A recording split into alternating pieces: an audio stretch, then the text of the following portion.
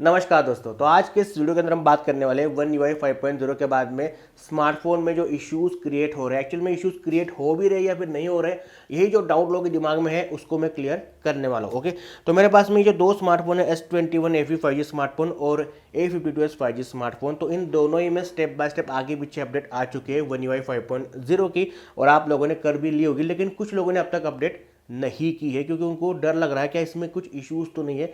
और जब से अपडेट आई है दोनों ही स्मार्टफोन में, मुझे बहुत सारे कमेंट्स आ रहे हैं इसमें ये इशू है, ये इशू है या फिर नहीं है, क्लियर करके बता दो, तभी हम अपडेट लेने वाले हैं। तो जो लोग अपडेट को लेकर के बहुत ज़्यादा डाउटफुल है, ये वीडियो उनके लिए बहुत ही ज़्यादा ज़रूरी है। ओके, तो मुझे बहुत सारे कमेंट्स आए, बहुत सारे सवाल आए जब से अपडेट आई है तब से, और स्पेशली यही दो स्मार्टफोन क्यों, क्योंकि मेरे पास में दो स्मार्टफोन अवेलेबल है और मैं इनको चेक करके आपको सब कुछ सही से बता सकता हूँ इसलिए। ओके, क्योंकि बाकी फ़ोन मेरे पास में नहीं है तो मैं उसके ऊपर क्लियरली बात नहीं कर सकता। तो कमेंट बॉक्स में मुझे बहुत सारे सवाल आए थे, मैंने इनको नोट डाउन करके रखा हुआ है और मैं स्टेप बाय स्टेप इनको पढ़ के आपको इनका आंसर भी देने वाला हूँ। ओके, तो ये सभी को मैंने चेक किया है, ये जितने भी सवाल आप लोगों ने पूछे थे, ये इशू है, ये इशू है, क्या ये सच में है या फिर नहीं है।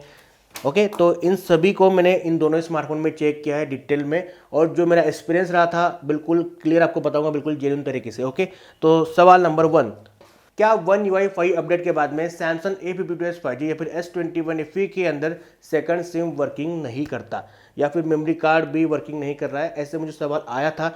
तो भाई मैंने खुद से पर्सनली चेक किया तो मेमोरी कार्ड तो वर्क करता है, कोई इशू नहीं आता। लेकिन बात हम करें सेकंड सिम की, तो वो मेरे फ़ोन में वर्क नहीं कर रहा था, सच बोल रहा हूँ आपको।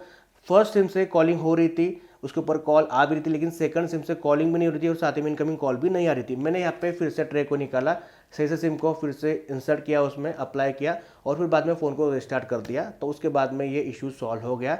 बस सिंपल से आपको रिस्टार्ट करना है, कुछ नहीं करना है, बाद में फर्स्ट सेकंड सिम वर्किंग करने लग जाता है। सिंपल सा आंसर था। आपको अगर ऐसे इशू आता है वन UI 5 के बाद में, तो आपको एक बार फ़ोन को रिस्टार्ट करना है। सवाल नंबर 2, क्या सामने वाले को आवाज़ नहीं जाता या फिर आवाज़ नहीं आता कॉलिंग के टाइम पे?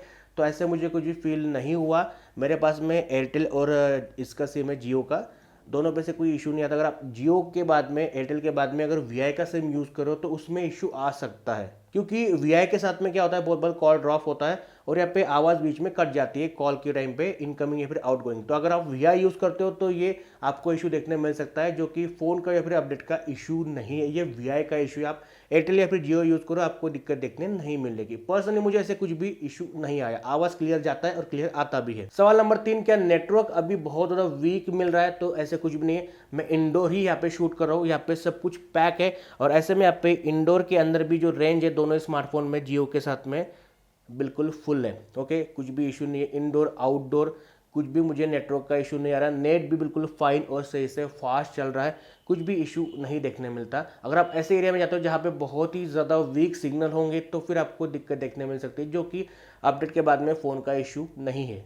सवाल नंबर 4, जो चार्जिंग का स्पीड है अभी बहुत ज़्यादा स्लो हो चुका है और बैटरी बहुत ज़्यादा फास्ट ड्रेन हो रही है, तो बिल्कुल ऐसा नहीं है। मैंने खुद से पर्सनली चेक किया हुआ है, 25 वाट और 15 वाट से दोनों स्मार्टफोन को, तो 25 वाट से 1 घंटा 15 मिनट का समय लग रहा है और 15 वाट से जो समय लगना है, यानी कि उतना ही समय लग रहा है, कोई इशू नहीं आ रहा है। स्लो चार्जिंग का कुछ भी इशू मुझे देखने नहीं लग रहा। आपको लगता है कि स्लो चार्जिंग हो रहा है तो वो आपके चार्जर में या फिर केबल में दिक्कत हो सकती है, या फिर आपको जो सॉकेट है उसमें इशू हो सकता है, तो ये अपडेट का इशू नहीं है। मेरे फ़ोन में चार्जिंग के स्पीड के बारे में कुछ भी इशू नहीं देखने मिल रहा है। और बात हम करें फास्ट ड्रेनिंग की, तो जो बैटरी लाइफ है अब तक मैंने सब कुछ चेक नहीं किया है, लेकिन जितना मैं अभी तक यूज़ कर रहा हूँ अभी तक मैं सेटिस्फाइड हूँ। बैटरी बैकअप सही से मिल रहा है, लेकिन ऐसे नहीं कि फास्ट ड्रेन हो रहा है, ऐसे फास्ट ड्रेनिंग का इशू मुझे बिल्कुल देखने नहीं मिला। तो बैटरी बैकअप ठीक ठाक मिल ही रहा है, जैसे पहले था उससे थोड़ा स्लाइटली इंप्रूवमेंट है, और वो आपको फुल रिव्यू के अंदर आपको मैं क्लियर कर दूंगा अभी कितना बैकअप मिलता है कितना नहीं मिलता है, लेकिन फास्ट ड्रेनिंग बिल्कुल भी नहीं हो रही। अगला सवाल है, सिक्योर फोल्डर क्या काम नहीं करता अपडेट के बाद में?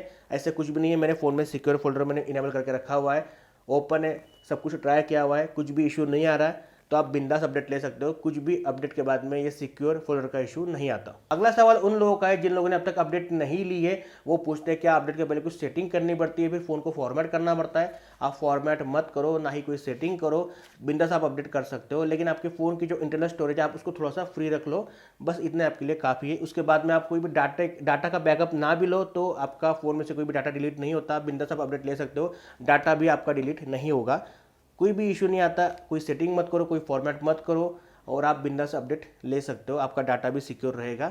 अपडेट के बाद में डाटा नहीं जा रहा है। मैंने सब कुछ चेक किया।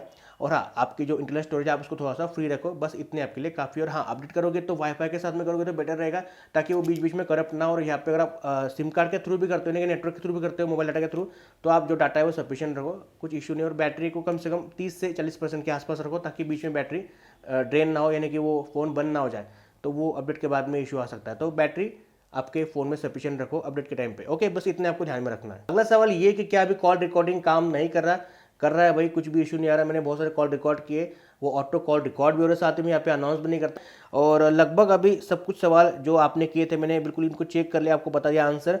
तो अपडेट के बाद में ऐसे कुछ भी मेजर सा इशू आपको देखने नहीं मिलता, जो कि एंड्रॉइड 12 के साथ में ऐसे बहुत सारे इशूज़ थे, इसमें ऐसे कुछ भी इशूज़ मुझे अब तक देखने नहीं मिले। और ये वीडियो मैंने इसलिए बनाया था कि बहुत से लोग यहाँ पे सवाल कर रहे थे, वो बहुत हद तक यहाँ पे कंफ्यूज थे कि क्या अपडेट के बाद में इश्यूज आते हैं या फिर नहीं आते। तो भाई कुछ भी इश्यूज नहीं है, आप बिंदास अपडेट ले सकते हो अगर आपने अब तक अपडेट नहीं ली है तो। और कुछ लोग पूछ रहे हैं अपडेट अब तक नहीं आई। आपको अपडेट आ जाएगी, आज नहीं तो कल, परसों तरसों आ ही जाएगी। तो बिंदास रहो, आपको अपडेट मिल जाएगी और आप अपडेट ले सकते हो। फाइन है, क्लीन है, क्लियर है। और हाँ, फुल रिव्यू जो आपको 2 दिनों के बाद में डेफिनेटली मिल जाएगा कि भाई बैटरी कैसी चल रही, कितना बैकअप मिलता है, एक्चुअल में कैसा अभी कैमरा क्वालिटी हो चुकी है, और साथ ही फ़ोन हीट होता है नहीं होता है। इसके बाद में आपका जो परफॉर्मेंस है फ़ोन का गेमिंग के टाइम पे या फिर नॉर्मल टास्क के टाइम पे कैसे मिल रहा है, सब कुछ बात आपको फुल रिव्यू में देखने मिलेगी। तो आप उस वीडियो को देखना ना भूलना। तो बस इतना ही था आज के वीडियो में, मिलता है आपको अगले वीडियो के साथ में। बाय बाय दोस्तों।